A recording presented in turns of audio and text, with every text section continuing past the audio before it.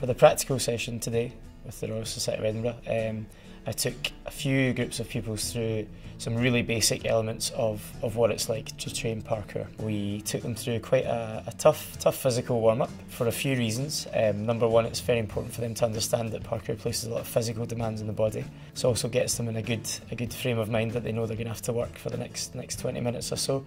And we really focused on warming up the legs by looking at the movements that we're going to use in parkour so that they could start to get a feeling for the balance and the stress that it puts on the body. After the warm-up, we went straight on to working on some balance skills. So we took a beam just about 1 foot off the floor and we made them just walk along it. At first without any help, just to see what the reaction was.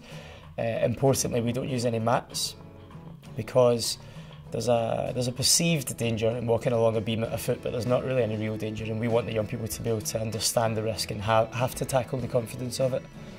And once that kind of coordination session was finished, we moved on to jumps, which is an absolutely fundamental skill for parkour.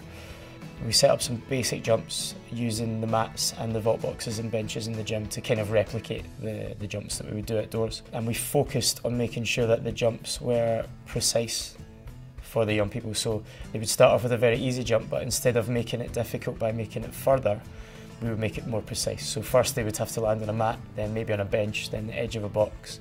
And we gave them those progressive challenges as and when it seemed to work for each individual person. So some of them stuck to just one challenge and made that one perfect, and some of them progressed through it at a different level.